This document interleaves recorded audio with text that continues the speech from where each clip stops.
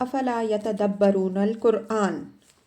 تدبر قرآن، مولانا امین احسن اصلاحی.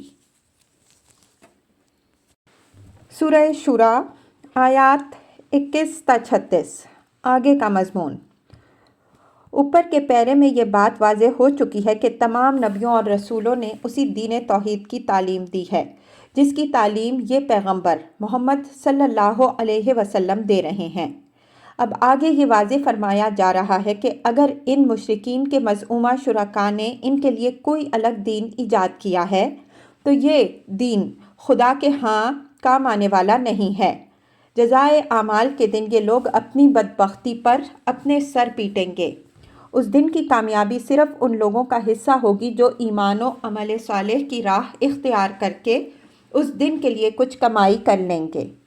اس کے بعد مخالفین کے 3 اعتراضوں کے الگ ترتیب جواب دیے گئے ہیں.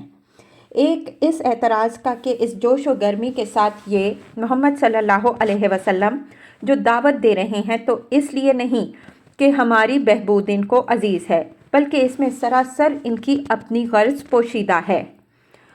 دوسرے اس کا کہ جو کلام یہ پیش کر رہے ہیں یہ ہے تو تمام تر ان کا اپنا من گھڑت، لیکن اپنا رعب جمانے کے لیے یہ اس کو خدا سے منسوب کر رہے ہیں.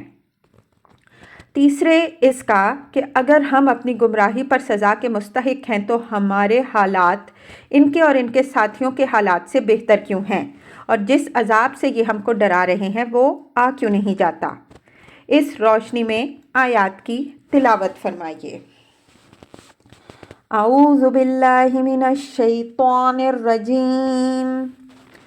بسم اللہ الرحمن الرحیم. ام لہم شرکاء شرعوا لہم من الدین ما لم یعظم بہ اللہ ولولا کلمۃ الفصل لقضی بینہم وَإِنَّ الظَّالِمِينَ لَهُمْ عَذَابٌ أَلِيمٌ. تَرَى الظَّالِمِينَ مُشْفِقِينَ مِمَّا كَسَبُوا وَهُوَ وَاقِعٌ بِهِمْ وَالَّذِينَ آمَنُوا وَعَمِلُوا الصَّالِحَاتِ فِي رَوْضَاتِ الْجَنَّاتِ لَهُم مَّا يَشَاءُونَ عِندَ رَبِّهِمْ ذَلِكَ هُوَ الْفَضْلُ الْكَبِيرُ. ذَلِكَ الَّذِي يُبَشِّرُ اللَّهُ عِبَادَهُ الَّذِينَ آمَنُوا وَعَمِلُوا الصَّالِحَاتِ. قُل لَّا أَسْأَلُكُمْ عَلَيْهِ أَجْرًا إِلَّا الْمَوَدَّةَ فِي الْقُرْبَى وَمَن يَقْتَرِفْ حَسَنَةً نَّزِدْ لَهُ فِيهَا حُسْنًا. إِنَّ اللَّهَ غَفُورٌ شَكُورٌ. أَمْ يَقُولُونَ افْتَرَىٰ عَلَى اللَّهِ كَذِبًا فَإِن يَشَإِ اللَّهُ يَخْتِمْ عَلَىٰ قَلْبِكَ وَيَمْحُ اللَّهُ الْبَاطِلَ وَيُحِقُّ الْحَقَّ بِكَلِمَاتِهِ إِنَّهُ عَلِيمٌ بِذَاتِ الصُّدُورِ. وَهُوَ الَّذِي يَقْبَلُ التَّوْبَةَ عَنْ عِبَادِهِ وَيَعْفُو عَنِ السَّيِّئَاتِ وَيَعْلَمُ مَا تَفْعَلُونَ. وَيَسْتَجِيبُ الَّذِينَ آمَنُوا وَعَمِلُوا الصَّالِحَاتِ وَيَزِيدُهُم مِّن فَضْلِهِ وَالْكَافِرُونَ لَهُمْ عَذَابٌ شَدِيدٌ. وَلَوْ بَسَطَ اللَّهُ الرِّزْقَ لِعِبَادِهِ لَبَغَوْا فِي الْأَرْضِ وَلَوْ بَسَطَ اللَّهُ الرِّزْقَ لِعِبَادِهِ لَبَغَوْا فِي الْأَرْضِ وَلَٰكِن يُنَزِّلُ بِقَدَرٍ مَّا يَشَاءُ إِنَّهُ بِعِبَادِهِ خَبِيرٌ بَصِيرٌ. وَهُوَ الَّذِي يُنَزِّلُ الْغَيْثَ مِن بَعْدِ مَا قَنَطُوا وَيَنشُرُ رَحْمَتَهُ وَهُوَ الْوَلِيُّ الْحَمِيدُ وَمِنْ آيَاتِهِ خَلْقُ السَّمَاوَاتِ وَالْأَرْضِ وَمَا بَثَّ فِيهِمَا مِن دَابَّةٍ وَهُوَ عَلَى جَمْعِهِمْ إِذَا يَشَاءُ قَدِيرٌ وَمَا أَصَابَكُم مِّن مُّصِيبَةٍ فَبِمَا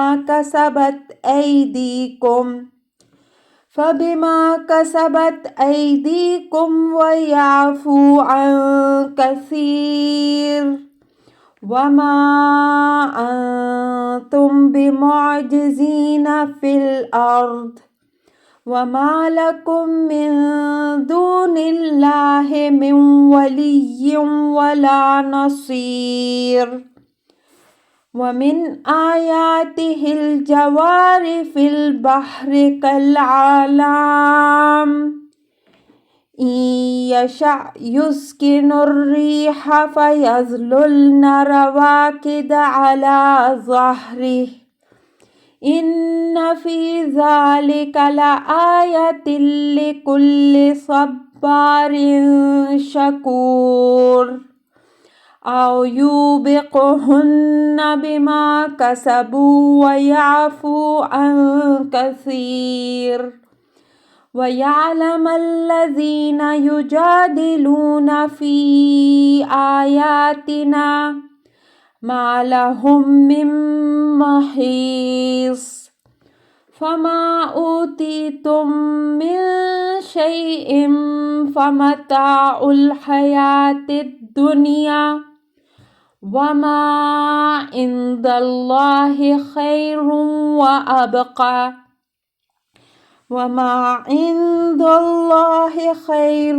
وَأَبْقَىٰ لِلَّذِينَ آمَنُوا وَعَلَىٰ رَبِّهِمْ يَتَوَكَّلُونَ۔ ترجمہ: کیا ان کے پاس کچھ شریک خدا کے ہیں جنہوں نے ان کے لیے وہ دین ٹھہرایا ہے جس کا اذن اللہ نے نہیں دیا؟ اور اگر فیصلے کی مدت طے نہ پا چکی ہوتی تو ان کا فیصلہ کر دیا جاتا، اور بے شک ان ظالموں کے لیے ایک دردناک عذاب ہے۔ تم ظالموں کو اس دن دیکھو گے کہ وہ اپنی کمائی کے وبال سے لرزاں ہوں گے اور وہ ان پر پڑ کے رہے گا۔ البتہ جو لوگ ایمان لائے اور انہوں نے نیک عمل کیے ہوں گے وہ بہشتوں کے باغیچوں میں ہوں گے۔ ان کے لیے ان کے رب کے پاس وہ سب کچھ ہوگا جو وہ چاہیں گے۔ سب سے بڑا فضل در حقیقت یہی ہے۔ یہ چیز ہے جس کی بشارت اللہ اپنے ان بندوں کو دے رہا ہے جو ایمان لائے اور انہوں نے نیک عمل کیے۔ کہہ دو کہ میں اس پر تم سے کسی صلے کا طالب نہیں، بس قرابت کا حق ہے جو ادا کر رہا ہوں، اور جو شخص کوئی نیکی کرے گا تو ہم اس کے لیے اس میں بھلائی کی افزونی کریں گے۔ بے شک اللہ بڑا ہی بخشنے والا اور بڑی قدر افزائی کرنے والا ہے۔ کیا وہ کہتے ہیں کہ اس نے اللہ پر جھوٹ باندھا ہے؟ تو اللہ اگر چاہے تو تمہارے دل پر بند لگا دے، اور اللہ اپنے کلمات کے ذریعے سے باطل کو مٹاتا اور حق کو مستحکم کرتا ہے۔ بے شک وہ دلوں کے بھیدوں کو جاننے والا ہے، اور وہی ہے جو اپنے بندوں کی توبہ قبول کرتا ہے اور برائیوں سے درگزر فرماتا ہے، اور جانتا ہے کہ جو کچھ تم کرتے ہو۔ اور قبول کرتے ہیں وہ لوگ جو ایمان لائے اور جنہوں نے نیک عمل کیے، اور وہ ان کو اپنے فضل میں سے مزید عطا فرمائے گا۔ رہے یہ کافر تو ان کے لیے ایک سخت عذاب ہے۔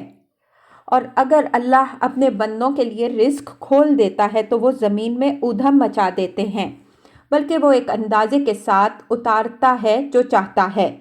وہ اپنے بندوں سے باخبر ہے اور ان کو دیکھنے والا ہے، اور وہی ہے جو اتارتا ہے بارش بعد اس کے کہ لوگ مایوس ہو چکے ہوتے ہیں، اور اپنی رحمت پھیلا دیتا ہے، اور وہی حقیقی کارساز اور ستودہ صفات ہے، اور اسی کی نشانیوں میں سے ہے آسمانوں اور زمین کا پیدا کیا جانا، اور جو اس نے ان کے درمیان جانور پھیلائے ہیں، اور وہ ان کے جمع کرنے پر بھی جب وہ ان کو جمع کرنا چاہے گا قادر ہے۔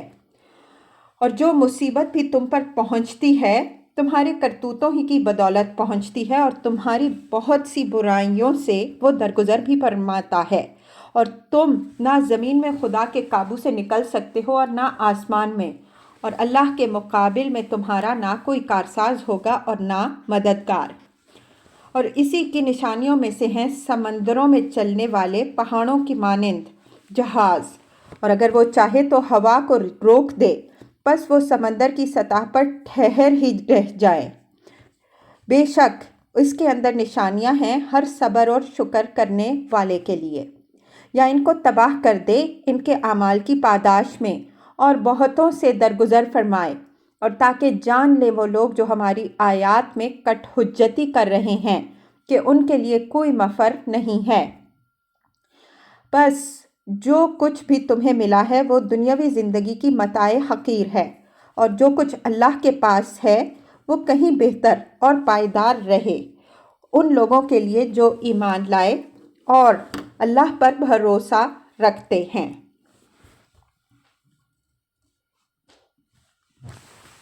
الفاظ کی تحقیق اور آیات کی وضاحت۔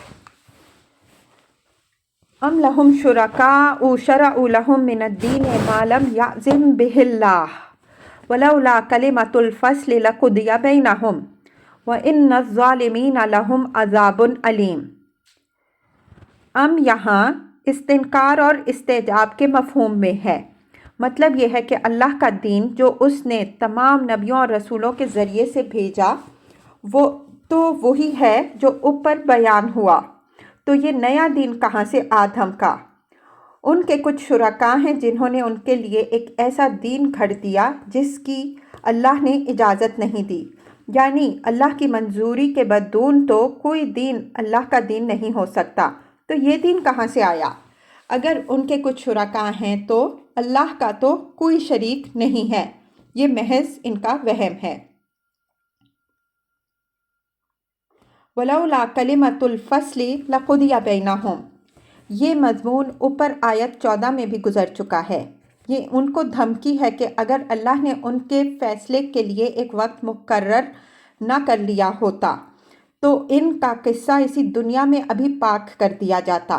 بس ان کو جو مہلت ملی ہوئی ہے اس سے مغرور نہ ہوں، بلکہ اللہ کے شکر گزار ہوں کہ وہ ان کے پکڑنے میں جلدی نہیں کر رہا۔ اگر انہوں نے اس مہلت سے فائدہ نہ اٹھایا تو یاد رکھیں کہ اس طرح کے ظالموں کے لیے ایک دردناک عذاب ہے۔ ظالمین سے مراد یہاں یہی مشرکین ہیں جنہوں نے اللہ کے بھیجے ہوئے دین کو چھوڑ کر ایک نیا دین شرک ایجاد کیا، اور اس طرح خود اپنے ہاتھوں اپنی جانوں پر ظلم ڈھانے والے بنے۔ تَرَى الظَّالِمِينَ مُشْفِقِينَ مِمَّا كَسَبُوا وَهُوَ وَاقِعٌ بِهِمْ وَالَّذِينَ آمَنُوا وَعَمِلُوا الصَّالِحَاتِ فِي رَوْضَاتِ الْجَنَّاتِ لَهُم مَّا يَشَاءُونَ عِندَ رَبِّهِمْ ذَلِكَ هُوَ الْفَضْلُ الْكَبِيرُ۔ یعنی آج تو یہ مشرکین اپنے مزعومہ شرکاء کے بل پر آخرت سے نچنت بیٹھے ہیں، سمجھتے ہیں کہ اگر آخرت ہوئی تو ان کے شرکاء ان کی مدد کریں گے، انہیں فکر مند ہونے کی ضرورت نہیں ہے۔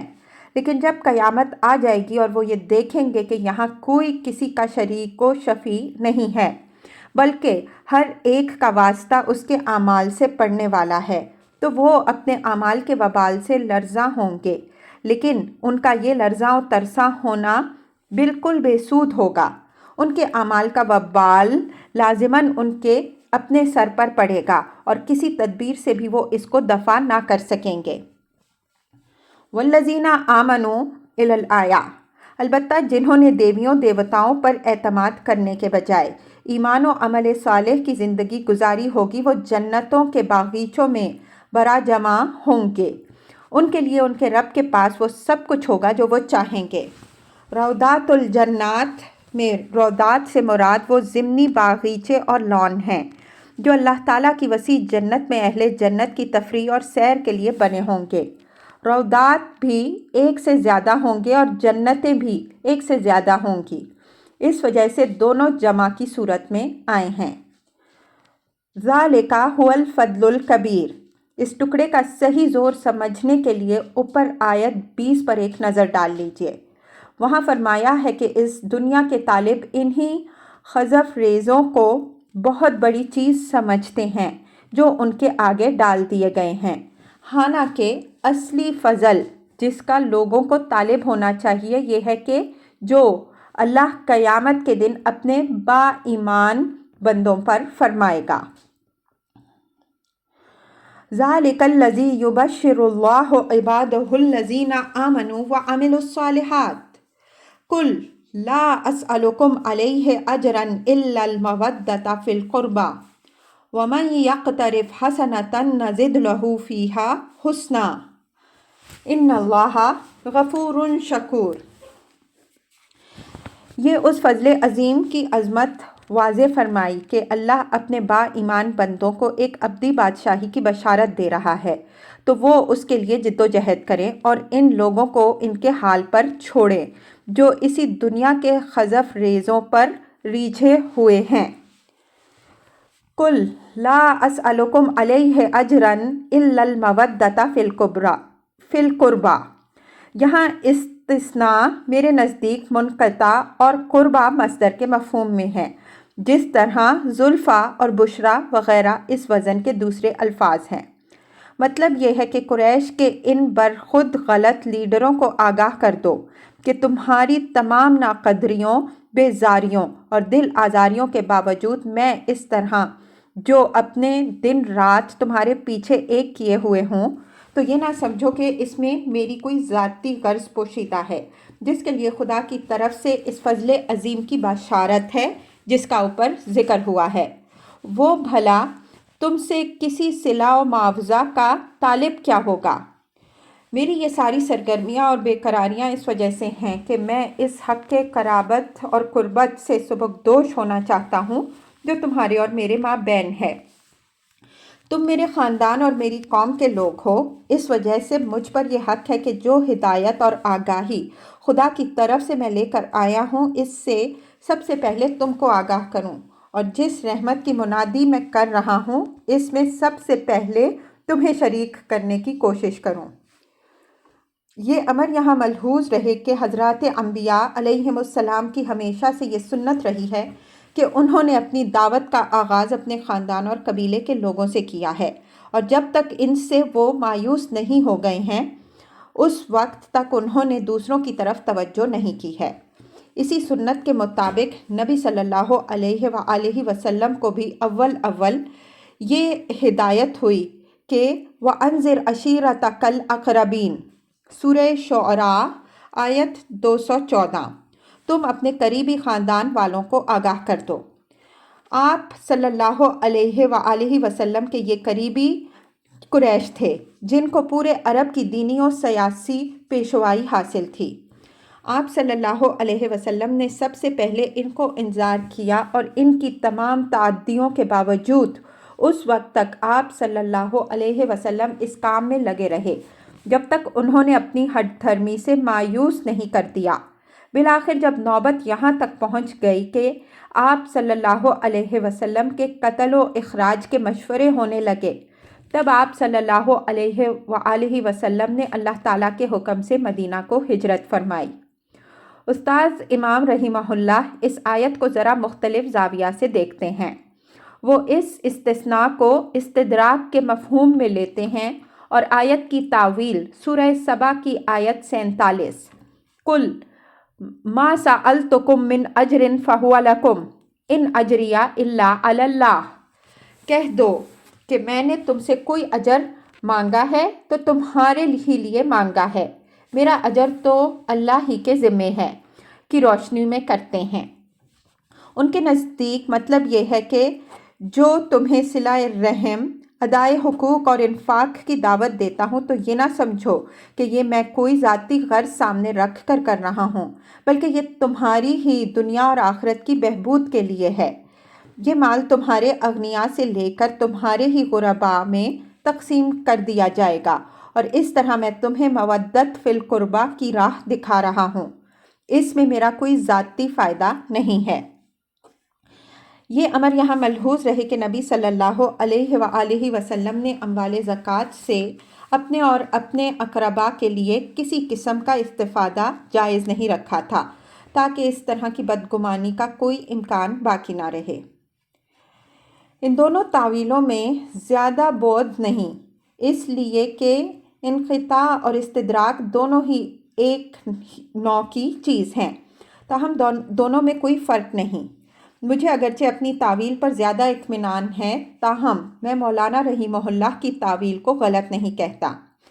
میرے نزدیک آیت کی صحیح تعویل یہی ہے جو اوپر بیان ہوئی ہے۔ عام طور پر لوگوں نے اس کا مطلب یہ لیا ہے کہ میں تم سے کوئی اجر تو نہیں مانگتا، بس یہ چاہتا ہوں کہ میرے اور تمہارے درمیان جو قرابت ہے اس کی بنا پر میرے ساتھ حسن معاشرت کا برتاؤ رکھو۔ اس تعویل میں جو ضعف ہے وہ بالکل ظاہر ہے۔ حسن معاشرت کا سوال بھی ایک اجر ہی کا سوال ہے، اور سورہ شعراء میں تمام انبیاء علیہم السلام، نوح، ہود، صالح، لوط اور شعیب علیہم السلام کی زبان سے بالاتفاق منقول ہے کہ ما اسألکم علیہ من اجر ان اجریہ الا علی رب العالمین، میں تم سے اس چیز پر کوئی اجر نہیں مانگتا، میرا اجر تو بس خداوند عالم کے ذمے ہے۔ کسی نبی نے بھی اپنی دعوت کے صلے میں اپنی قوم سے اپنے ساتھ حسن معاشرت کی اپیل نہیں کی، اس لیے کہ سارا جھگڑا تو دعوت ہی کی بنا پر تھا۔ تو جب نبی کے لیے اس میں کوئی مداہنت برتنے کی کوئی گنجائش نہیں تھی، تو مخالفوں سے حسن معاشرت کی اپیل کرنے کے کیا معنی؟ قریش کو حضرت صلی اللہ علیہ وآلہ وسلم کے ساتھ جو عناد تھا وہ محض آپ صلی اللہ علیہ وآلہ وسلم کی دعوت کی بنا پر تھا۔ وہ آپ صلی اللہ علیہ وسلم کی ہر خواہش پوری کرتے اور آپ صلی اللہ علیہ وسلم کا ہر حکم بجا لانے کو تیار تھے، بشرطے کہ آپ صلی اللہ علیہ وسلم اپنی دعوت توحید سے باز آ جائیں۔ لیکن آپ صلی اللہ علیہ وسلم نے صاف صاف فرما دیا کہ میں اس دعوت سے باز نہیں آ سکتا۔ اس کے بعد قریش کا رویہ مزید سخت ہوا تو آپ صلی اللہ علیہ وسلم نے ان سے حسن معاشرت کی درخواست کرنے کے بجائے ان کو صاف الفاظ میں آگاہ کر دیا کہ تمہیں جو کچھ کرنا ہے کر گزرو، مجھے اگر احد کے برابر سونا بھی دے دیا جائے جب بھی میں اپنی دعوت سے باز آنے والا نہیں ہوں۔ بعض گمراہ فرقوں نے اس کے یہ معنی لیے ہیں کہ میں اس دعوت پر تم سے بس یہ اجر مانگتا ہوں کہ میرے اقربا کے ساتھ محبت کرو۔ یہ تعویل آیت کے الفاظ، دوسرے نصوص اور عقل کے بالکل خلاف ہے، لیکن صحیح تعویل واضح ہو جانے کے بعد اس کی تردید کی ضرورت باقی ہی نہیں رہی۔ جن لوگوں نے یہ تعویل کی ہے انہیں شاید یہ بات بھی یاد نہیں رہی کہ یہ آیت مکی دور کی ہے، جب آپ صلی اللہ علیہ وسلم کے خاص اقربا میں اکثر آپ صلی اللہ علیہ وسلم کے جانی دشمن تھے۔ ان کے لیے لوگوں سے محبت کی اپیل کرنے کے کیا معنی؟ وَمَن يَقْتَرِفْ حَسَنَةً نَزِدْ لَهُ فِيهَا حُسْنًا إِنَّ اللَّهَ غَفُورٌ شَكُورٌ۔ مطلب یہ ہے کہ ان لوگوں کو یہ بھی بتا دو کہ تمہاری نیکی اور پرہیزگاری سے اللہ کا بھی کوئی فائدہ نہیں ہے، کہ تم نے اس کی بندگی نہ کی تو اس کی خدائی میں کوئی رخ نہ پیدا ہو جائے گا، بلکہ اس میں سراسر تمہارا ہی نفع ہے،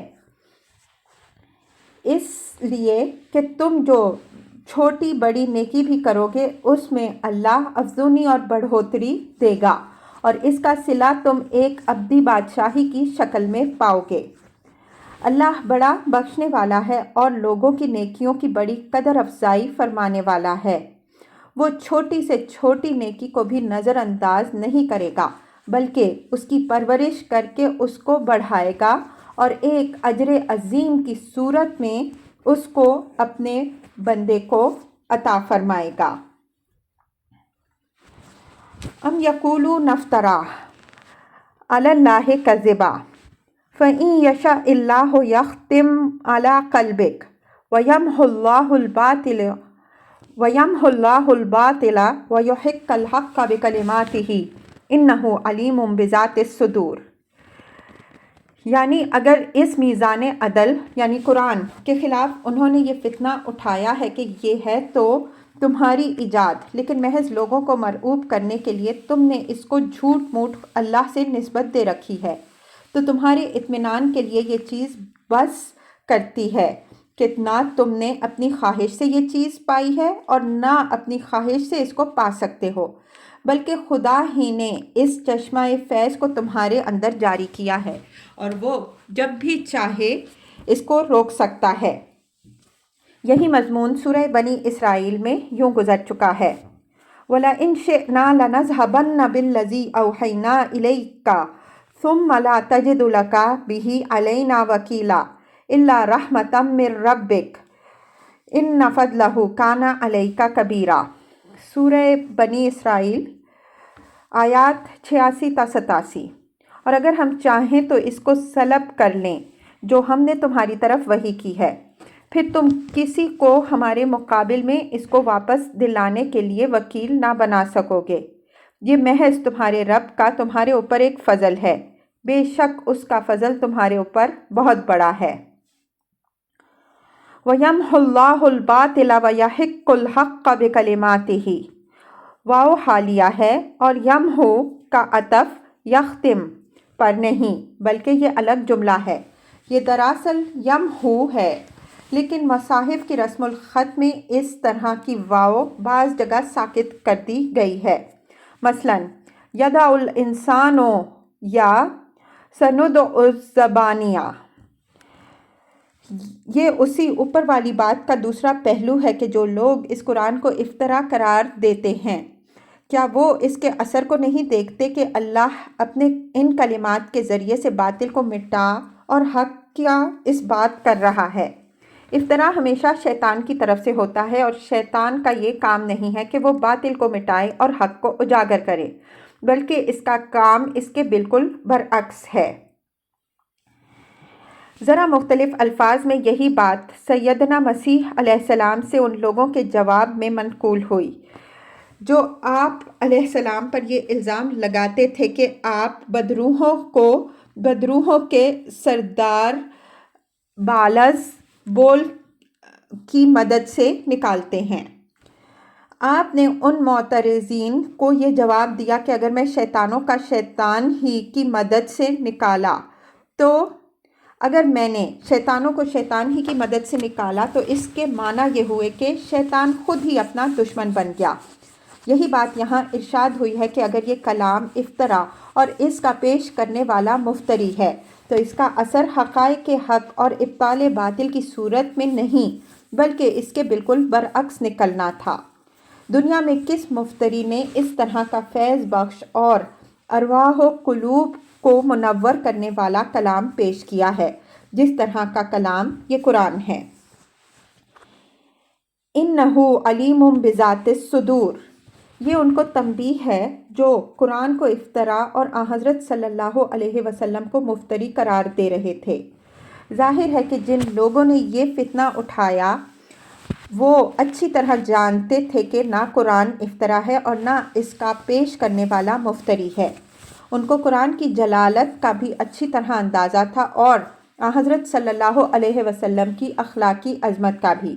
وہ اچھی طرح جانتے تھے کہ قرآن حق ہے اور اس کا پیش کرنے والا ایک بے داغ کردار کا انسان ہے، لیکن چونکہ وہ قرآن کو اللہ کی کتاب اور حضرت صلی اللہ علیہ وسلم کو اللہ کا رسول ماننے کے لیے تیار نہیں تھے، اس وجہ سے اپنے دل کی آواز کے بالکل خلاف اس طرح کی باتیں گھڑتے اور پھیلاتے تھے۔ ان کی اسی حالت کی طرف اشارہ کرتے ہوئے دھمکی دی کہ خدا تمہارے دلوں کے بھیدوں سے اچھی طرح واقف ہے کہ تمہارے دلوں کے اندر کیا ہے اور زبانوں سے تم کیا کہہ رہے ہو۔ وَهُوَ الَّذِي يَقْبَلُ التَّوْبَةَ عَنْ عِبَادِهِ وَيَعْفُو عَنِ السَّيِّئَاتِ وَيَعْلَمُ مَا تَفْعَلُونَ۔ یہ ان لوگوں کو توبہ اور اصلاح کی ترغیب ہے کہ اب بھی موقع باقی ہے کہ اگر تم چاہو تو توبہ و اصلاح کر کے اپنے کو خدا کے غضب سے بچا سکتے ہو۔